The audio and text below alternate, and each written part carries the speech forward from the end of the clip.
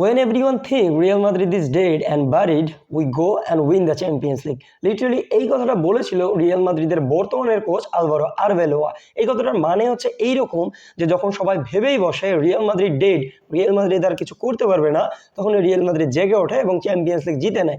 Champions league জিততে পারবে কিনা সেটা আমি বলতে পারবো না, কিন্তু এই যে রিয়াল মাদ্রিদের কারেন্ট ভঙ্গুর স্কোয়াড, এই স্কোয়াড নিয়ে রিয়াল মাদ্রিদ গতকাল ম্যানচেস্টার সিটিকে যেভাবে বাজিয়েছে, তার ফলে এটা আমার মনে হচ্ছে যে রিয়াল মাদ্রিদ এত সহজে ছেড়ে দিবে না। আমি বলতেছি না যে রিয়াল মাদ্রিদ এই সিজনে চ্যাম্পিয়ন্স লিগ জিতে যাবে, আমি এটা বলতেছি যে রিয়াল মাদ্রিদ ফাইট করবে টিল দ্য এন্ড। এবং আজকের ম্যাচে রিয়াল মাদ্রিদ কি কি করেছে এবং রিয়াল মাদ্রিদ কেন এইভাবে জিতে গেল এবং রিয়াল মাদ্রিদ কিভাবে ম্যানচেস্টার সিটিকে ডমিনেট করলো সেটা নিয়ে সংক্ষিপ্ত আলোচনা করা যাবে। চলুন শুরু করা যাক। গত ভিডিওতে আমি আপনাদেরকে স্পষ্ট করে বলেছিলাম যে ম্যানচেস্টার সিটিকে যদি হারাতে হয় তাহলে ম্যানচেস্টার সিটির মিডফিল্ডকে পুরোপুরি গিলে ফেলতে হবে, এবং আলভারো আরবেলোয়াও ঠিক সেটাই করেছে। যেখানে রিয়াল মাদ্রিদের ফরমেশনটা ছিল 4-5-1, মানে রিয়াল মাদ্রিদ মিডফিল্ডে লিটারালি 5 জনকে নিয়ে নেমেছিল। যদিও তারা 5 জনই ন্যাচারাল মিডফিল্ডার না, তবুও রিয়াল মাদ্রিদ মিডফিল্ডে একটা ক্রাউড গ্যাদার করেছে, যার ফলে ম্যানচেস্টার সিটির যে মিডফিল্ডার ছিল, মানে রদ্রি এবং বার্নার্ডো সিলভার কথা বলতেছি, তারা ওইভাবে ট্রানজিশন করতে পারেনি। মানে ম্যানচেস্টার সিটি যেভাবে ফুটবল খেলে সেটা হচ্ছে ছোট ছোট পাস বিল্ড করে তারা অ্যাটাক বিল্ড, কিন্তু রিয়াল মাদ্রিদ যেটা করেছে, রিয়াল মাদ্রিদ মিডফিল্ডে একটা ক্রাউড সৃষ্টি করেছে, যার ফলে রদ্রির কথাই বলেন বা বার্নার্ডো সিলভার কথাই বলেন, তারা ওইভাবে আর টিকিটাকা ফুটবল খেলতে পারেনি। এবং রিয়াল মাদ্রিদ আরও যেটা করেছে সেটা হচ্ছে রিয়াল মাদ্রিদ পাগলের মতো প্রেস করেছে রদ্রি এবং বার্নার্ডো সিলভাকে, যার ফলে এই দুইজন যখনই ভুল পাস দিয়েছে তখনই রিয়াল মাদ্রিদ কাউন্টার অ্যাটাক দিয়েছে।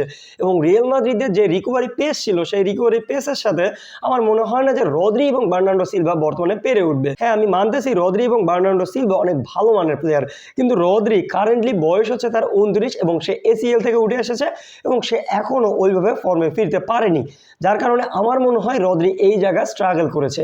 অন্যদিকে বার্নার্ডো সিলভার কথা বাদই দিলাম, রিয়াল মাদ্রিদ যখন অ্যাটাক করেছে তখন রদ্রি এবং বার্নার্ডো সিলভার দাঁড়িয়ে দাঁড়িয়ে দেখা ছাড়া করার কিছুই ছিল না, এবং এর ফলে রিয়াল মাদ্রিদ ডেডলি ট্রানজ্যাকশনের মাধ্যমে কাউন্টার অ্যাটাক দিয়েছে এবং সেটাকে গোলে কনভার্ট করেছে, যার ফলে ম্যানচেস্টার সিটি অনেক বেশি স্ট্রাগল করেছে। অন্যদিকে যদি বলা হয় তাহলে রিয়াল মাদ্রিদের ডিফেন্স লাইন, আমরা অতি উৎসাহী বালপাগনারা যদি বলি রিয়াল মাদ্রিদের ডিফেন্স লাইন খারাপ, বা আমরা যদি ভাবতে পারি রিয়াল মাদ্রিদ ডিফেন্স লাইন নিয়ে স্ট্রাগল করবে, তাহলে আলভারো আরবেলোয়া হয়তো এটা আরও আগে থেকে বুঝে গিয়েছে।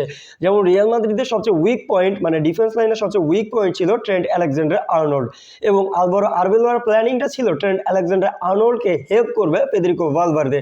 কারণ অনেকেই চিল্লাচিল্লি করতেছিল ডৌকু আছে, পৌকু আছে, এ আছে, ওই আছে, মানে এক্সেট্রা এক্সেট্রা, তারা লিটারালি ট্রেন্ট আলেকজান্ডার আর্নল্ডকে খেয়ে ফেলবে, রিয়াল মাদ্রিদের ডিফেন্স লাইনকে পুরোপুরি ধ্বংস করে দিবে, এক্সেট্রা এক্সেট্রা। তারা লিটারালি রিয়াল মাদ্রিদের বালটাও বাঁকা করতে পারেনি, রিয়াল মাদ্রিদের মিডফিল্ডের কাছাকাছিও তারা যাইতে পারেনি, রিয়াল মাদ্রিদের ডিফেন্স লাইন তো দূরেই থাক।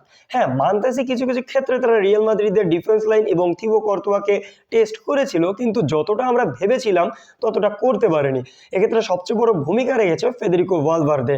কোনো কোনো ক্ষেত্রে আমরা দেখতেছিলাম প্রাইম রুদিগার লিটারালি লাস্টের দিকে একটা সেভ করেছিল, যেটা অ্যান্টোয়েন সিমিনিও হাল্যান্ডকে উদ্দেশ্য করে দিয়েছিল। সরি, হাল্যান্ড এই ম্যাচে নেমেছিল? ও হ্যাঁ, হাল্যান্ড তো আমাদের রুদিগারের পকেটে ছিল, মাঝে মাঝে বের হয়েছিল। সরি, হাল্যান্ড নেমেছিল, আমার এক্ষেত্রে বলতে ভুল হচ্ছে, ক্ষমা সুন্দর দৃষ্টিতে দেখবেন। তো হাল্যান্ডকে উদ্দেশ্য করে যখন বল দেওয়া হয় তখন হাল্যান্ড মানে ওটা ট্যাপ ইন করার আগে রুদিগার ওটা ক্লিয়ার করে দিয়েছে, এবং এক্ষেত্রে আমার মনে হয় রিয়াল মাদ্রিদের ডিফেন্স লাইনও খুব ভালোভাবে খেলেছে।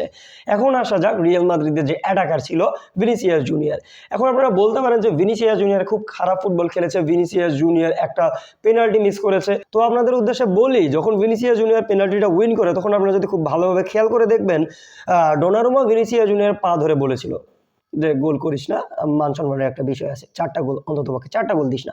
এবং এই কারণেই আমার মনে হয় ভিনিসিয়াস জুনিয়র গোলটা দেয়নি, এবং ভিনিসিয়াস জুনিয়র চাচ্ছে ম্যানচেস্টার সিটি যাতে একটু কামব্যাক করার ট্রাই করে, এবং রিয়াল মাদ্রিদ হয়তো সে ম্যাচে কামব্যাক করতে দিতেও পারে ম্যানচেস্টার সিটিকে, কারণ বলা যায় না, এটা রিয়াল মাদ্রিদ এবং রিয়াল মাদ্রিদ যে কোনো কিছু করে দিতে পারে।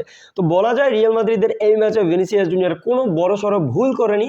হ্যাঁ, সে পেনাল্টিটা গিভ ওয়ে করে দিয়েছে, এবং এক্ষেত্রে আমার মনে হয় না যে ভিনিসিয়াস জুনিয়রকে ওইভাবে দোষ দেওয়া উচিত, কারণ আমরা যদি ওই গোলটা দিয়েও দিতাম, যদি রিয়াল মাদ্রিদের স্কোরবোর্ড 4 হইতো, যদি ওই সাইড থেকে হাল্যান্ড একটা গোল দিয়ে দিত, তাহলে ওটাও তো আমরা 3 গোলের অ্যাডভান্টেজেই থাকতাম।